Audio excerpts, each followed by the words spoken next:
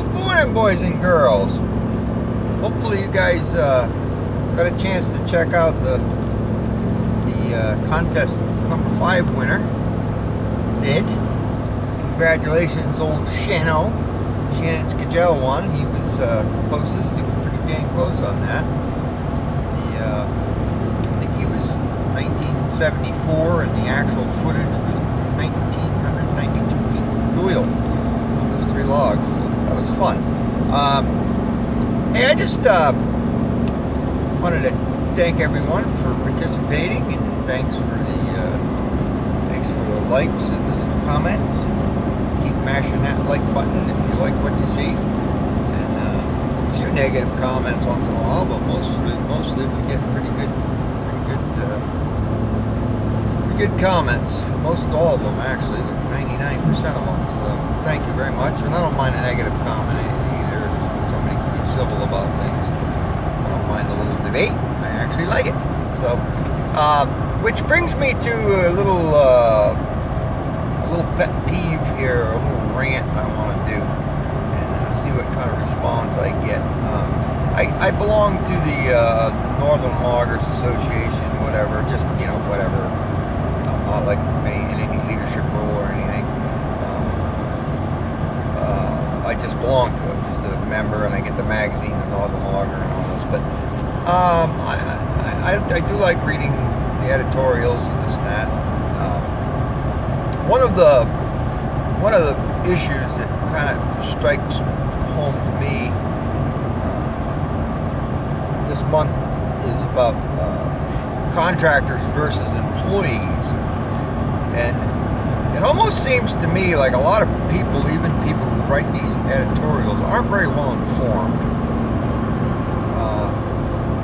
about how this works, and they're warning about how the IRS is cracking down on people who claim that they're using contractors, and how we're just naughty for doing that, and we're screwing the system, and we're shortchanging,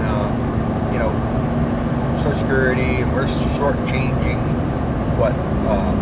unemployment, and all this. We're trying to get away with something. And I even hear other business people say this, and it really bothers me because you're not very well informed. First off, I'm just going to say I don't want to marry anybody. I don't want to be a mommy for the rest of eternity. If you're too stupid to wear your personal protection, whatever, that's up to you. It's none of my business. You're an adult. You can take care of yourself. I take care of myself, and I've done it pretty good for 55 years. So I really, the whole notion of being a babysitter for someone for their life kind of makes me gut sick. So I don't really want employees. I don't ever want to be an employee. I'm an independent logging contractor, and so are the people that I associate with. And I'll be damned if the IRS, this is what this article, well, the IRS has to determine whether you are an independent contractor or an employee. Really? Since when does the IRS own my labor skills? I will set forth with my labor skills and contract them in any form or fashion damn well as I please. And no one is going to tell me whether I'm a contractor or an employee. I choose to be a contractor. There are many benefits of being a contractor. There are benefits of being an employee, I guess, too. But there are more benefits, tax-wise and otherwise, being an independent contractor, a business person. So the IRS has no business telling me or you whether you're an independent or an employee. My labor, a logger's labor, is his skill set. Not to mention that he has his own saws and his pickup and whatever else, but his labor skill is what is sought after. Because a chainsaw and a pickup, a tool, don't do nothing without the man behind it. So to imply that the IRS has some say in how you contract your labor is to imply that they own your labor. Last I remember, or last I recall, slavery went out quite 150 years ago. We don't abide by slavery anymore. So we're free people to do as we damn well please with our labor. Thank you very much. Now, this might be, somebody might say, ooh, you need to be quiet. Ooh, you need to not stir the pot. No, I'll say what needs to be said and let the chips fall where they may. If I have an agreement, and you better make damn sure you have an agreement between an adult of sound mind that we contract our labor and we're not an employee or employer relationship, and we do this for X amount, no matter what it is, by the hour, by the ton, it's a lot of times it's a variation of such.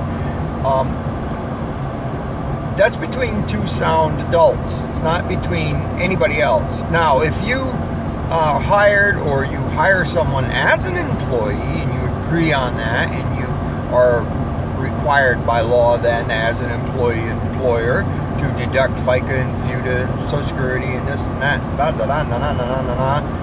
then you better damn well do it, or it's a criminal act. Fine.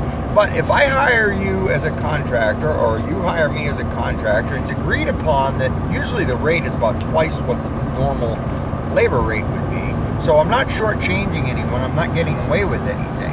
I'm giving the person the full Monty, and they break it down and pay and buy and do as they please. Now, the way we do it, there's enough for a decent living wage, and there's enough for so that you can afford to maintain a medical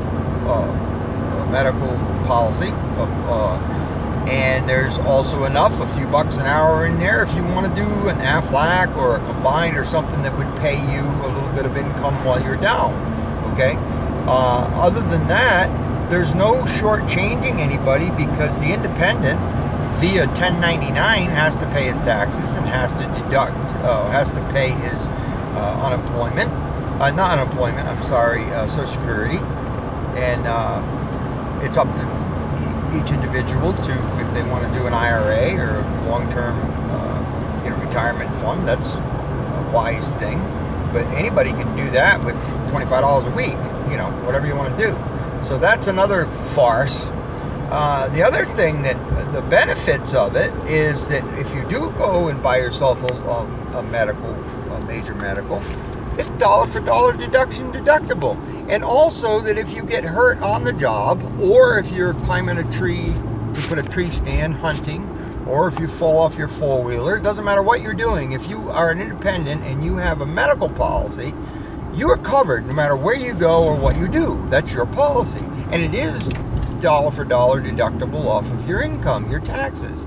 So nobody's shortchanging anyone. It's just a better deal. If you make $1,000 as an employee a week, and the compensation takes 54% of that, or I'm paying you, that $500 each in 4 weeks, that's $2,000 a month in compensation.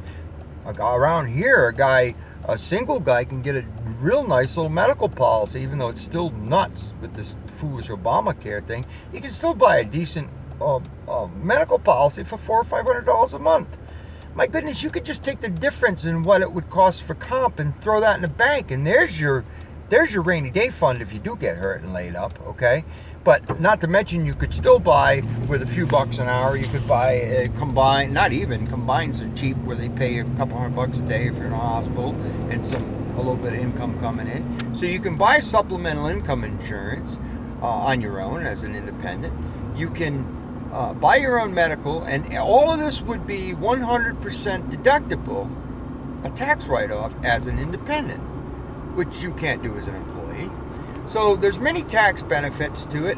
Your vehicle, you can either depreciate per Schedule C over however many year plan you deduct it out. You can take it up front now, thanks to the Republicans. You can do mileage. I can't remember. I think it's like 54 cents a mile or something on your vehicle. So that's deductible as a contractor and not as an employee. You can deduct obviously your chains, your chainsaws, your work clothes, so there's a lot of benefit to it. But my point here is the government has no business at all even questioning you. Now, if you don't pay your taxes, then they're going to come after you. That's logical. But it's not up to me to babysit you and send your taxes in for you. You're a big person. I've done it all my life. I've always been independent, with the exception of working for other people, maybe a few months here and there. Once when I was a kid, I worked in an auto repair garage for a few months because I had mono and pneumonia and all that, and I couldn't work outside. And then I went through a bankruptcy in 2000, lost everything, and I went to work for West Somerville, running backhoe and dozer for 3 or 4 months. Other than that, I've always been independent, always. And I've managed, and so are the people around me who I work with, and So I really don't understand how people don't get this, and that there isn't some alternative editorials written about this. People just believe this malarkey that the government can decide whether you're... No, they can't, because they don't own my labor. If they own your labor, you got a problem. Now, again, if you are an employee and an employer doesn't treat you right, and the employer is deducting stuff out that they're supposed to send into the government, well, that's a different situation then. That's totally different. If it was an agreed thing where both parties, it was an employee-employer deal, and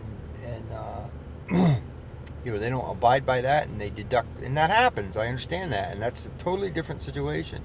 But as far as the contractor status, you have an agreement. My contractors all have to have their own general liability insurance to work on my jobs, and you have a written agreement. There's nothing shady and there's nothing underhanded about it. Even my accountant, and God bless him, he's a wonderful guy, but we were talking about this one day. We had a meeting with him and my attorney. We were talking about incorporating and all this, which I'm not interested in doing, but I asked him, and the accountant said, well, you're kind of shortchanging this. I said, how am I shortchanging anyone? We're not eligible for employment, so it's not like we can buy unemployment, or you can't, as a contractor, you just don't get unemployment. And my philosophy on that is I really am not interested in being unemployed. There's plenty of work for loggers and skilled operators. There's no reason why you should be unemployed for any amount of time. If you want work, there's work out there, almost always. So, but anyway, just a few rants that I wanted to get off my mind. I'd like to hear some input into this. But if you do work with contractors, make sure you have a written agreement between both parties that understand this is not an employee-employer relationship. I'm not your mommy. I didn't adopt you for the rest of your life. And if you're too dumb to put an earplug in and you go deaf, that's your problem, not mine. You're an adult. If you saw your leg off, that's your problem too. Don't do that. It's not a good idea. But all this stuff, it's just this nanny state bullshit that has created this stuff. And again, fine, if you want to be an employee, go be an employee. That system's over here. This system's here. And it's the only system that'll work for the woods, because with the price of compensation insurance, which it's limited anyway. It's not the end all and wear all. I've heard plenty of horror stories.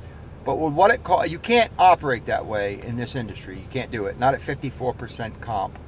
And if you were to abide by this insanity with OSHA and MSHA and all this stuff, you'd have to have an ambulance on site, fully staffed all day long. So just outside of that system. I don't want it. I don't want anything to do with it. Neither do the contractors we work with. We're Wildcat. We're independent. We take care of ourselves. So you need a written agreement saying so, and you do absolutely need a general liability policy for everyone on the job, anyone, as an independent. And they can take that and their tools, and that was one of the IRS's questions. Well, can they perform their job anywhere else? Well, of course you can. You can take your saws and your wedges and your axes and your pickup and your liability. You can cut timber anywhere. You can buy your own timber and cut it. You can do whatever you want. So those questions are answered anyway. But I just really have an issue with this stuff, and I'd like to see this topic talked about more, and not just a one-sided, propaganda that you get from the government hacks, on this, because it's not true. The government has no. Think about that. That would mean that they could take anybody who calls themselves independent. If you own a tire shop and you own, well, oh no, you're an employee. Employee of who? You know what I mean? It's the principle doesn't even make sense. You're going to determine whether I'm an employee or no. No, you're not. I will. So I just would like to hear what everybody has to say about it. So, and there better not be any political reprisal, because that's not America. All right, guys. Talk to you later.